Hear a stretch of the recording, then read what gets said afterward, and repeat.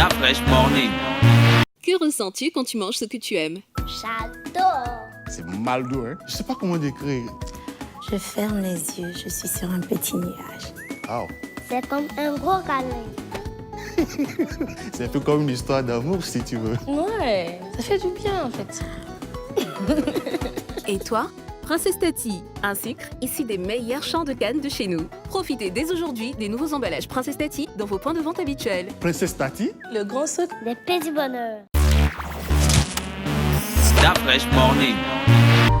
Vous êtes sur les 104.5 Urban FM, la station urbaine. On est avec notre premier invité de la journée. Bien sûr, Gina va nous le présenter. Gina, présente-nous notre invité. C'est ton élément. Alors, notre invité du jour, j'ai envie de dire que c'est l'oncle, le cousin ou le frère de la princesse Tati, parce que en gros, c'est Monsieur Donald. Non, c'est l'oncle. C'est l'oncle. Oui, parce que c'est l'oncle qui défend souvent les nièces et les neveux. Parce que la dernière fois, on cherchait, tout le monde nous disait oui, vous avez la princesse, où est le roi, où est la reine, et sachez que le roi et la reine, ils sont à Sukaf. Et donc aujourd'hui, on a l'oncle de la princesse Tati, qui est Monsieur Donald Olongema, qui est le directeur commercial et marketing de la Sukaf Gabon. Donald, bonjour. Bonjour, la Fresh. Merci d'avoir accepté notre invitation. Plaisir partagé. Parle-nous un peu de la Sukaf avant de parler de princesse Tati. Écoute, Sukaf... C'est cool, tu y vas souvent? Oui, j'y vais. C'est vrai que je suis basé à Libreville, mais j'y vais une fois par mois, puisque la direction générale, le siège social se trouve à Franceville. Ah, d'accord. Et donc, je fais des allers-retours pratiquement une fois par mois pour des raisons professionnelles, et comme nous avons des équipes là-bas sur place. C'est cool de vivre là-bas à Sukaf. Intéressant, c'est quand sûr même que le matin, midi et soir, on boit une on suce la entreprise canne. qui existe depuis 40 ans. 40 piges. Depuis 40 années, ensuite privatisée en 99, mais vous avez quand même des personnes quand même qui ont plus de 30-40 ans d'expérience là-bas dans la Sukaf, et qui aujourd'hui vivent là-bas depuis très longtemps. Une nouvelle génération de main-d'œuvre qualifiée gabonais également y travaillent depuis quand même quelques années, et puis les gens s'y plaisent. C'est implanté dans une zone, un village qu'on appelle Wélé, qui est à mi-chemin entre Mwanda et Franceville. Un village qui faisait au départ 500, 600 habitants, 800 habitants, et qui s'est développé au fur et à mesure de l'exode qui a suscité l'usine quand elle s'est créée. Aujourd'hui, Wélé est à 8 000, 9 000 habitants. Est-ce que les populations... Oui, Mosley, tu voulais dire 8 000, 9 000 habitants. Vous avez les populations qui sont là-bas, les autochtones, et vous avez toutes les populations qui sont créées tout autour de l'usine avec les employés. Tu penses? Vous avez tout à fait. Tu penses que c'est pas beaucoup? J'essaie d'évaluer ça par rapport au Non, stade c'est beaucoup. d'Abodjé. C'est beaucoup. Tu as C'est un beaucoup. peu plus de 1000 personnes qui travaillent à C'est Sukaf. beaucoup. Voilà, 1000 Pourquoi? personnes, Pourquoi voilà. c'est beaucoup? Et C'est vous avez beaucoup des parce familles. que sur le plan administratif, Wélé n'a pas le statut de commune. Ah, d'accord, oui, je vois où tu vas en venir, l'homme politique de la radio Exact. urbaine. Est-ce que les populations peuvent témoigner de votre RS, votre responsabilité sociétale? Est-ce qu'ils sentent la présence de cette entreprise dans leur vie au quotidien?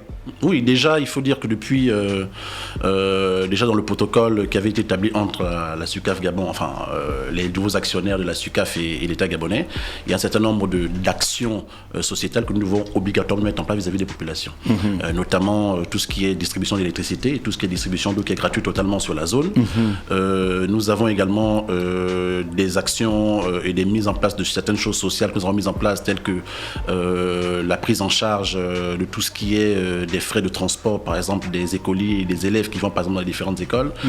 Nous avons la prise en charge sanitaire et médicale quand même de l'ensemble des populations qui sont sur le site. Nous avons à l'intérieur une infirmerie qui est totalement gratuite pour les populations locales. D'accord. Donc, On a grandi avec le sucre blanc et bam, on a maintenant le sucre roux. Oui, c'est vrai que c'est... Qu'est-ce qui s'est passé? Disons que c'est une méconnaissance aujourd'hui un peu de la population gabonaise sur ce produit-là, qui était considéré un peu comme du sucre sale ou du sucre de faible consommation ou de faible teneur en sucre. Aujourd'hui, disons que le Gabonais avait toujours à l'origine grandi avec le sucre blanc, notamment je pense depuis les années 70, un peu sur la période. Oui.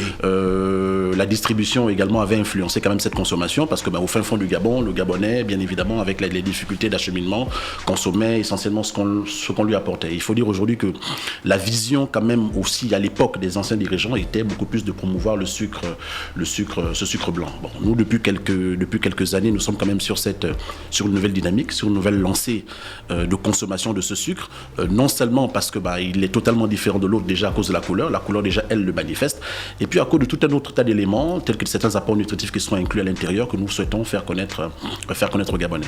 Alors aujourd'hui, c'est pour enchérir en même temps sur la promo, hein, c'est une promotion que nous faisons quand même sur 2 mois. SUCAF a consenti quand même à des efforts importants quand même de baisser quand même son prix du sucre moyen de 50 francs par kilo, ce qui n'est pas quand même rien. Nous avons travaillé quand même avec les différents distributeurs avec qui nous travaillons sur la place pour que ce sucre-là, à ce prix promotionnel, soit disponible à des prix promo sur l'ensemble du territoire national, ce qui n'est pas forcément évident, parce que nous avons quand même travaillé plusieurs semaines avec les distributeurs, parce qu'il fallait se rassurer que tous les stades de distribution respectent le prix final à la fin. Parce que ce que vous avez là, ça c'est le prix détail. Mais avant ce prix détail, nous avons Diallo qui prend son sucre à SUCAF, qui le revend sur le marché, il a son transport, donc il fallait quand même voir après les efforts à faire pour que toute la chaîne de distribution soit quand même satisfaite. Donc aujourd'hui, c'est un travail quand même que nous faisons. Nous avons démarré la promotion depuis le 20 juillet. Aujourd'hui, un certain nombre d'opérateurs de distribution nous accompagnent. Nous avons encore une opération à mener aussi à l'intérieur du pays pour nous rassurer quand même que ce n'est pas que Libreville. C'est aussi Port-Gentil, c'est aussi le nord à Bitam, c'est aussi au sud à Mayumba, pour que tous les clients voient la disponibilité du sucre dans les magasins et aussi à des prix... Oui, Géna, vas-y. Voilà. Et pourquoi SUCAF décide de baisser le prix du sucre dans un moment où on sait que la conjoncture économique est assez difficile et toutes les entreprises essaient de gagner de l'argent? On a l'impression que vous, au contraire, vous acceptez d'en perdre. Pourquoi vous décidez de le faire maintenant? Disons que c'est en même temps aussi un autre volet aussi qui est un volet social. Voilà, c'est aussi un volet social parce qu'en cette période quand même difficile, il faut dire que nous ne sommes pas restés, on reste quand même des difficultés déjà de démarrage de campagne. Parce qu'aujourd'hui, il faut dire que nous sommes en pleine période de campagne et nous avons eu quand même des difficultés à démarrer parce que le Covid est quand même intervenu à une période d'inter-campagne qui permet de nettoyer les machines, de nettoyer les champs, de préparer les usines pour la campagne et d'avoir la main-d'œuvre suffisante. On a eu beaucoup de difficultés et dans cette période-là, nous nous sommes rendus compte effectivement comment SUCAF, au-delà de son rôle régalien de distributeur ou de producteur de sucre au Gabon, pouvait aider les populations locales à les accompagner un peu dans leur ménage de tous les jours. Et donc nous avons pensé, écoutez, c'est le moment idéal de baisser un peu le prix de sucre roux de 50 francs. Ça permettait aux populations de les soulager un peu dans leur panier de tous les jours. Comme nous sommes en période des vacances pour faire connaître ce produit, donc c'est un produit que nous avons voulu en même temps le promouvoir et d'aucuns également, dans un autre sens, avoir un volet plutôt social là-dessus en cette période de Covid. Le sucre roux n'est pas distribué seulement au Gabon. Gina me dit que c'est distribué un peu partout dans toute l'Afrique. SUCAF Gabon, enfin le groupe Somdia, parce que SUCAF Gabon est issu d'un groupe qui est présent dans 6 pays d'Afrique, dont 5 en zone CEMAC, au Congo, Cameroun, Tchad, Centrafrique, et vous avez aussi la Côte d'Ivoire. C'est-à-dire que c'est la seule marque qui est cultivée dans ces pays-là, qui est produite et qui est distribuée dans les différents pays de la sous-région. Et donc aujourd'hui, le sucre roux est également distribué dans tous ces pays. Bon, d'autres pays, à cause du mode de consommation, consomment beaucoup plus de sucre roux que le Gabon. Tel que le Congo à côté, ils sont férus de sucre roux. Au Gabon, les habitudes alimentaires sont tout à fait différentes. Est-ce que vous avez étudié ça? Pourquoi plus le roux chez eux? Pourquoi plus le blanc? Je crois que c'est plutôt, comme je dis, c'est plutôt les habitudes alimentaires, c'est plutôt l'histoire. En Afrique de l'Ouest, quand même, ils sont très férus de sucre. Et puis, très tôt, quand même, il faut dire que quand vous analysez, je pense que vous avez dû en parler tout au long de vos émissions en semaine. Aujourd'hui, quand vous produisez le sucre, après, quand vous avez l'étape de la canne à sucre qui est extraite, vous avez les premiers jets de sucre en sirop, qui est le sucre roux. Et donc, certains pays, probablement à cause de ce goût de canne à sucre et de la capacité de production, ont dans l'histoire beaucoup plus distribué le roux. Maintenant, je pense aussi les populations, vu que le sucre roux coûtait aussi moins cher dans ces pays-là, je pense que ça a favorisé aussi un peu l'histoire. Au Gabon, c'est différent. Ce que je veux savoir, c'est pourquoi vous avez des différents emballages? Pourquoi ne pas faire un emballage unique? C'est le sucre, de toutes les manières, il va fondre. Oui. Pourquoi le sucre en paquet, donc le carton? Pourquoi le Doy Pack? Le fameux Doy Pack. Et pourquoi le sachet tout simple? Pourquoi? Bon, disons que nous avons différents packaging parce que notre gamme est très profonde, donc nous avons des différents packaging en fonction du mode des utilisations et d'usage. Voilà. Le sucre morceau aujourd'hui, c'est un sucre qui peut facilement être dosé. Voilà, directement en carreau. Nous avons des sucres de 168 morceaux. Dans certains pays comme en Côte d'Ivoire, vous avez du 225 morceaux. Donc facilement, par habitude, les gens préfèrent mieux le sucre morceau parce qu'il permet de pouvoir facilement doser. C'est des sucres de 4 grammes. Quand tu as une famille, il peut facilement le faire. Quand tu as une famille, tu sais que chaque membres de la Chaque membre famille de la prend 4 famille morceaux. Donc, prend quand tu 4 achètes, morceaux. tu calcules Vous déjà. calculez directement. C'est plus facile à cause de l'usage. Maintenant, pour tout ce qui est je vois. des sachets, par exemple, c'est beaucoup plus adapté pour des familles qui ne veulent pas trop utiliser du morceau à cause du fait qu'il faut avoir du temps pour le fondre à l'intérieur. Alors que c'est plus facile, ou bien pour d'autres mamans gâteaux ou d'autres usages à type industriel Voilà. ou artisan qui peuvent facilement l'utiliser à cause de la fabrication Les petits pots de la logo. fabrication, et c'est cahiers, beaucoup plus simple. consorts. Voilà.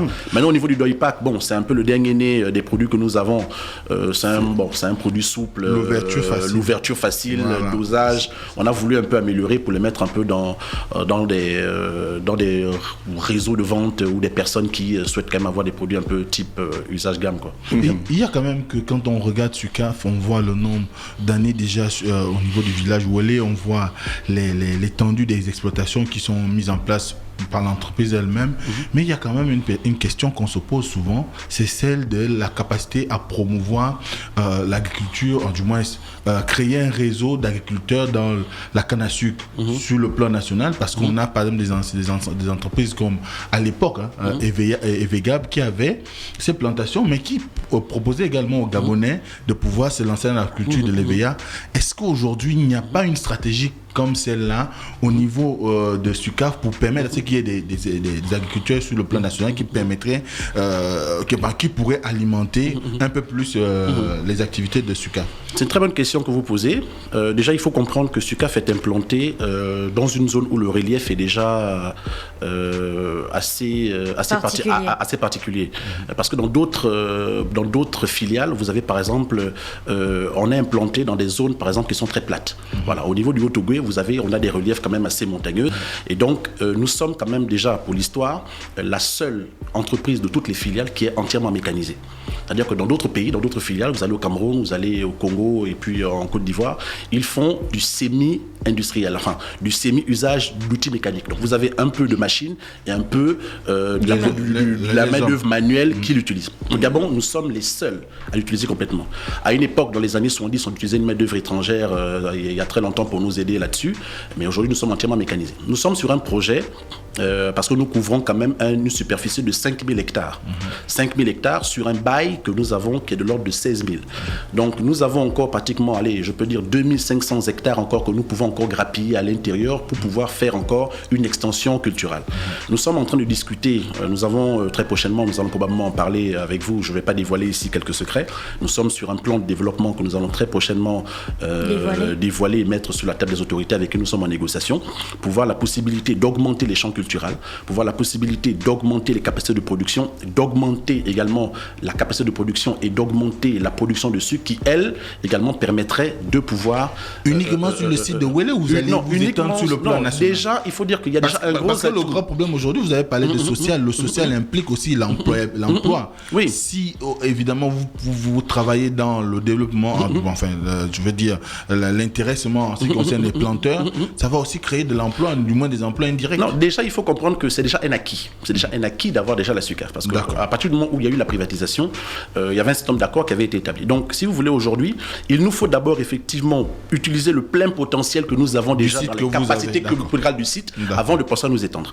L'usine de Sucaf aujourd'hui a une capacité à peu près de 30 000 tonnes. 30 000 tonnes, aujourd'hui, nous souhaitons dans le plan de développement aller sur à peu près 40 000 tonnes de sucre. Donc, ça veut dire que si on décide d'augmenter la capacité de production, ça veut dire qu'on augmente les champs culturels, ça veut dire qu'on a plus de machines, ça veut dire qu'on a plus de main-d'œuvre en l'occurrence et un autre savoir-faire qui nous sera utile à l'avenir. Aujourd'hui, il faut comprendre aujourd'hui que ce projet, et je reviens là-dessus, ce projet de plantation villageoise, c'est un projet qui est long à mettre en place. Il faut quand même nous associer avec les autorités locales pour véritablement voir la façon dont nous allons pouvoir l'utiliser parce qu'il y a quand même des subtilités dans la façon dont nous devons partenariser avec les autorités locales, avec les populations environnantes. Mais très prochainement, tout en sachant, moi je le dis parce qu'on en parlait hier, tu sais, d'Afresh dans la rubrique Princesse Tati, que la canne à sucre est quand même un élément très particulier à traiter. C'est-à-dire que tu ne peux pas la planter à Franceville ou à Mwanda ou je sais pas à Kulamutu et puis venir la transformer à Wele. Parce que au moment où on la coupe et au moment où on la transforme, il faut qu'il y ait un très court moment qui se déroule. Voilà, sinon la canne perd la quantité, le pourcentage de sucre qui est contenu en son sein, ce qui met à mal la production. C'est ce qu'on disait hier dans la rubrique. Moi j'ai une question par rapport rapidement, c'est juste rapidement. Est-ce qu'il y a une différence entre la canne à sucre produite par, du moins cultivée par SUCAF et celle que nous on consomme souvent quand on va au village? Est-ce qu'il y a une différence? Il y a des variétés. Disons d'accord. que c'est ces différentes variétés, parce que vous avez des variétés en fait qui existent, qui permettent de pouvoir tenir entre 7 et 8 ans. C'est-à-dire que lorsque vous plantez la canne, vous plantez la canne par exemple dans le Haut-Ogooué, vous pouvez l'utiliser, elle fait de la repousse sur 4, 5, 6 ou 8 ans. Maintenant, la canne du village, elle a une autre propriété un peu différente, c'est également du sucre, mais il faut parfaitement y travailler pour extraire et la transformer, c'est totalement différent. Maintenant, il faut un autre procédé, un autre processus, parce que c'est pas forcément les mêmes propriétés qu'il y a dessus. Mais il y a une possibilité là-dessus que je pourrais bien évidemment voir avec le service qualité pour qu'on puisse mieux expliquer aux populations cette différence. Est-ce que vous allez continuer à baisser les prix ou bien ça va s'arrêter là? Vous n'avez pas de concurrents sur le marché. Bon, c'est vrai que nous n'avons pas de concurrence, c'est vrai que nous sommes en situation de monopole, mais nous avons nous-mêmes un challenge, effectivement. Vous êtes la FG du sucre, en fait. Parce que le monopole... Non, il faut dire que le monopole, il faut dire que le monopole a des exigences. Le monopole a des exigences parce qu'aujourd'hui, le fait d'être seul sur un marché, vous avez forcément toute la régulation autour des autorités. Et la pression. Et la pression, parce des que la pression des populations, la demande étant forte, parce que quand même depuis les 5 dernières années, on assiste quand même à des croissances de 2% par an, notamment par les usines industrielles déjà qui se mettent en place pour la transformation des boissons gazeuses et les populations également qui croissent. Donc, et vous avez également toutes ces villes-là également qui elles aussi se créent toute la superficie du Gabon. Donc il faut nous rassurer que le sucre soit disponible de Libreville jusqu'à Bitam, de Bitam jusqu'à Ndindi, jusqu'à Mayumba. Voilà. Donc c'est tout un challenge que tous les jours nous avons et SUCAF ne peut pas se permettre aujourd'hui de ne pas s'assurer que les populations gabonaises l'aient et que ce soit produit et distribué en quantité suffisante. Quand on a grandi, le sucre n'avait pas un nom.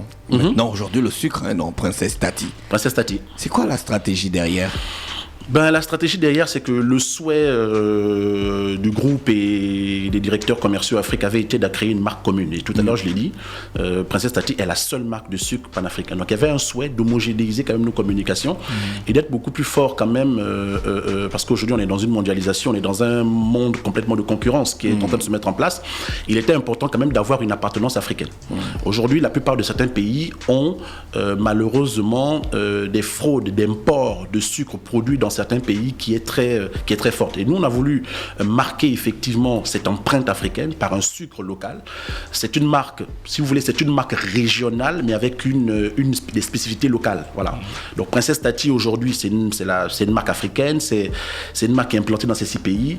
Et il y avait cette nécessité d'avoir une homogénéisation uniquement autour de cela. Donc, elle a amené à évoluer. Elle a été lancée en 2013 au Gabon et donc là, nous avons fait la refonte justement de la charte graphique de la marque. Justement, parlons de cette charte graphique. On s'attendait peut-être à une canne, comme avec SUCAF, comme on s'attendait peut-être à un coupeur de canne, enfin à quelque chose en lien avec la canne. Et puis là, Somdia, donc le groupe, nous emmène vers une direction totalement différente où on a une princesse désormais, la princesse Tati. C'est quoi l'histoire de la princesse Tati et du sucre? En gros, pourquoi la princesse? Qu'est-ce qu'elle matérialise? Qu'est-ce qu'elle représente? Qu'est-ce qu'elle vend? D'accord, la princesse La Tati. fraîche place bien ta princesse, on ne la voit pas.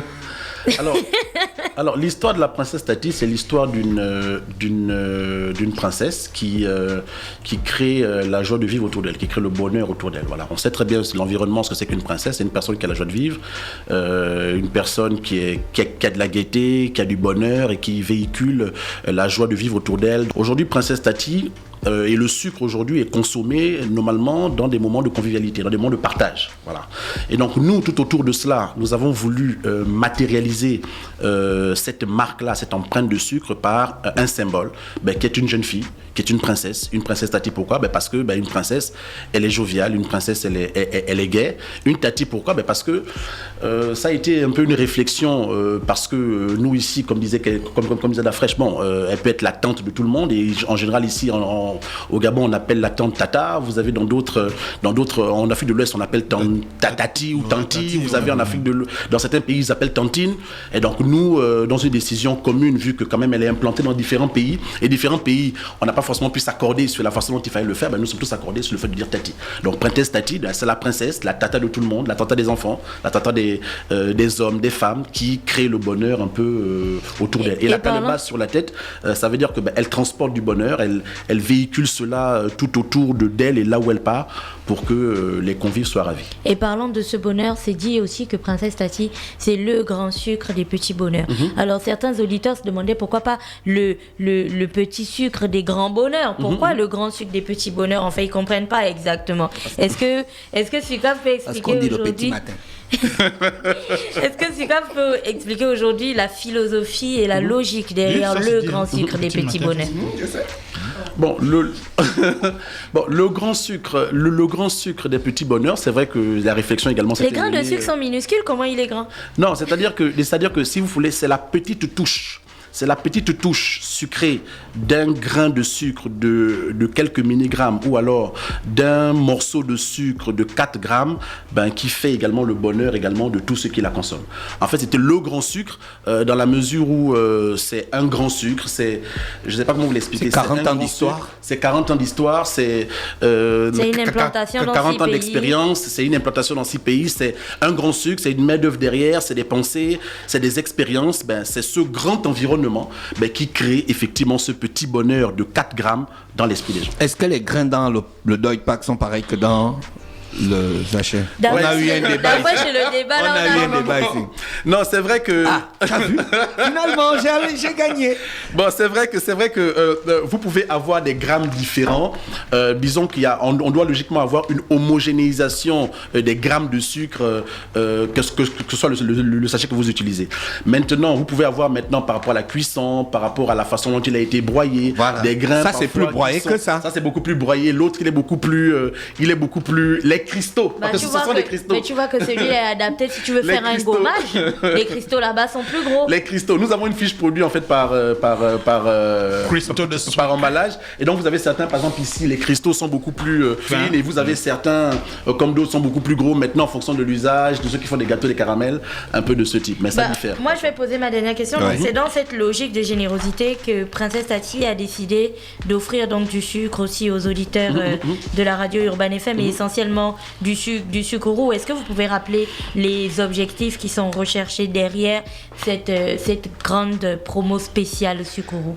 Le premier objectif que nous avons sur cette promo, c'est de promouvoir, c'est promouvoir le sucre roux et également assurer aux consommateurs que le sucre roux est un sucre de bonne qualité et que ce n'est pas forcément un sucre sale ou un sucre totalement inconsommable. Donc il est question pour nous de le promouvoir, de le faire consommer, et en baissant le prix, ça devait créer logiquement l'attractivité pour dire aux consommateurs que le sucre blanc il est différent du sucre roux, et pour vous permettre également d'en consommer davantage, Sucaf a consenti à une baisse de prix qui doit être disponible sur le marché à des prix. L'autre volet derrière, c'est aussi un volet tout aussi social. Voilà également.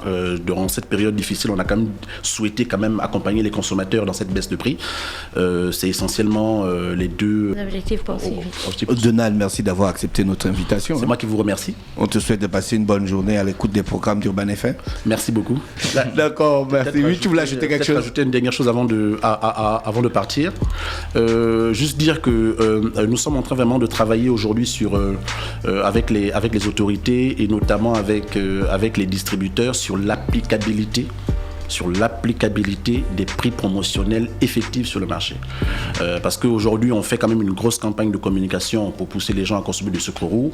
On a quand même baissé le prix de 50 francs. Il ne faudrait pas que lorsque le consommateur, vraiment, lui, il ait à voir sur le marché que les prix ne sont pas effectifs. Donc, on voulait quand même rassurer quand même les consommateurs. Le contrôle. Et donc, nous sommes en train de travailler avec les autorités pour que le contrôle quand même soit les mêmes prix soit sur effectif. tout l'étendue du voilà, territoire. il ne faudrait pas qu'ils se rendent compte que le prix normal est de 835 et dans certaines boutiques, le prix n'est pas effectif, ce serait comme de la publicité mensongère.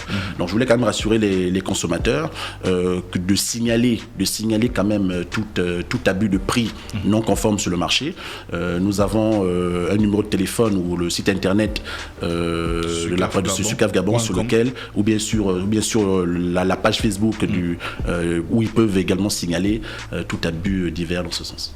Voilà. Oui, Gina, tu voulais ajouter quelque chose? On profite du fait que Monsieur Olo soit là pour présenter la liste des gagnants d'hier. Donc, je rappelle que la question d'hier était de savoir dans quelle recette ou quelle pâtisserie le sucre roux serait le plus adapté selon vous. Et les réponses étaient nombreuses, bien sûr.